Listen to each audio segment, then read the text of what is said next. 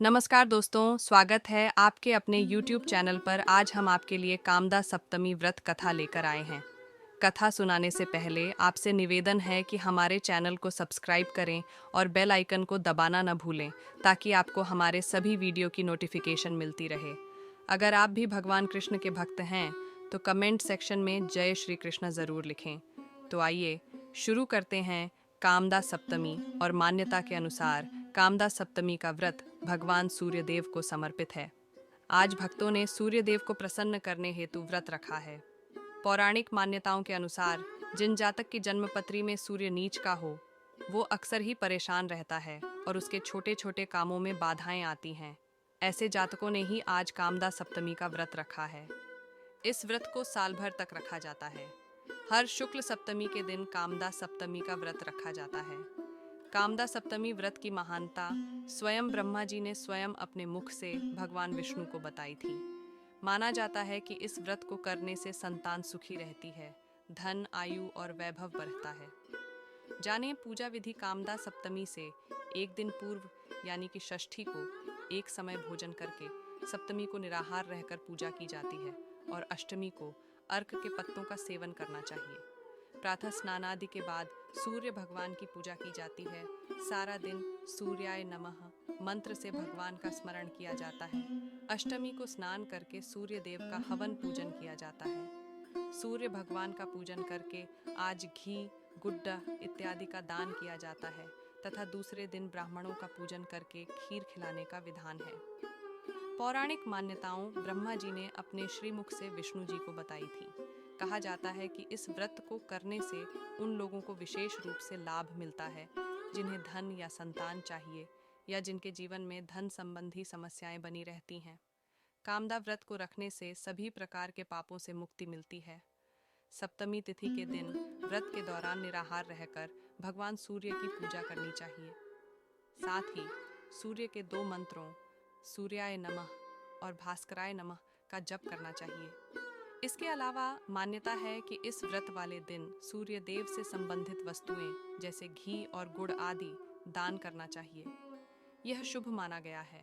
इसके बाद अष्टमी तिथि के दिन व्रत का पारण करने के बाद ब्राह्मणों को खीर का प्रसाद देना चाहिए। ऐसी मान्यता है कि इस व्रत को करने से हर प्रकार के दुख दूर हो जाते हैं और जीवन में आ रही परेशानियां समाप्त हो जाती हैं। धन संबंधी सारी समस्याएं भी समाप्त हो जाती हैं। पूजा करने के बाद कथा का श्रवण करना चाहिए। इस कथा को सुनने से हर प्रकार की मनोकामनाएं पूर्ण होती हैं।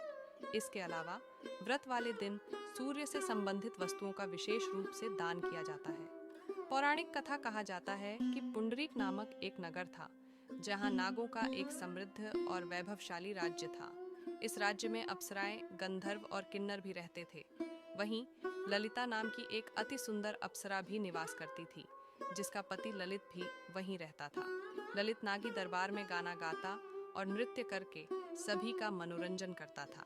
एक बार राजा पुंडरीक ने ललित को गाने और नृत्य करने का आदेश दिया, लेकिन नृत्य करते हुए ललित अपनी अप्सरा पत्नी ललिता को याद करने लगा, जिससे उसके नृत्य और गाने में त्रुटि हो गई। सभा में उपस्थित करकोटक नाग ने राजा को ललित की इस गलती के बारे में बताया। इससे नाराज होकर पुंडरीक ने ललित को राक्षस बनने का श्राप दे दिया। इसके बाद ललित एक भयंकर दिखने वाला राक्षस बन गया। उसकी पत्नी ललिता बहुत दुखी हुई और अपने पति की मुक्ति के लिए उपाय ढूंढने लगी। तब एक मुनि ने उसे कामदा सप्तमी का व्रत रखने की सलाह दी। ललिता ने यह व्रत रखा, जिससे उसकी सारी परेशानियां दूर हो गईं। एक अन्य कथा के अनुसार प्राचीन समय में एक ब्राह्मण रहता था, जिसकी कोई संतान नहीं थी। वह बहुत दुखी रहता था, क्योंकि न तो उसके पास धन था और न ही संतान। वह नियमित रूप से भगवान की पूजा करता था, लेकिन उसे संतान सुख प्राप्त नहीं हो रहा था। एक बार नगर में एक साधु आए।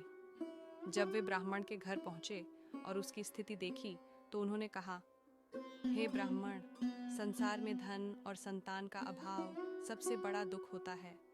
यदि तुम इस दुख से मुक्ति चाहते हो, तो तुम्हें भगवान सूर्य की आराधना करनी चाहिए। इससे तुम्हें अवश्य ही संतान सुख प्राप्त होगा। इतना कहकर साधु चले गए, लेकिन ब्राह्मण समझ नहीं पाया कि उसे कौन सी पूजा करनी चाहिए। कुछ समय बाद वह फिर से साधु के पास गया। साधु सूर्यदेव की पूजा में ध्यान मग्न थे।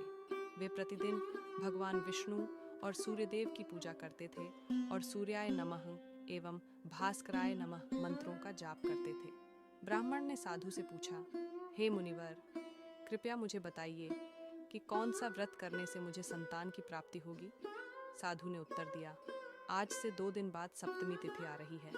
उस दिन प्रातः स्नान करके तांबे के लोटे में जल भरकर उसमें पुष्प, अक्षत और रोली डालकर भगवान सूर्य को अर्घ्य देना। अर्घ्य देते समय सूर्याय नमः, भास्कराय नमः और आदित्याय नमः मंत्रों का जाप करना। ब्राह्मण ने साधु द्वारा बताए गए विधि विधान से कामदा सप्तमी का व्रत रखा। पति पत्नी दोनों ने इस व्रत का पालन किया, जिससे सूर्य नारायण प्रसन्न हो गए और उन्हें सुंदर संतान की प्राप्ति हुई। साथ ही उनके यहाँ धन की भी वृद्धि हुई। इस प्रकार कहा जाता है कि इस व्रत को करने से सभी प्रकार के दुख समाप्त हो जाते हैं। इन कथाओं का श्रवण करने से भी जीवन के कष्ट दूर हो जाते हैं। यदि आपको कथा पसंद आया हो तो ज़्यादा से ज़्यादा शेयर करें और ऐसी तरह आगे भी कथाएं सुनने के लिए हमारे चैनल को सब्सक्राइब करना न भूलें। धन्यवाद।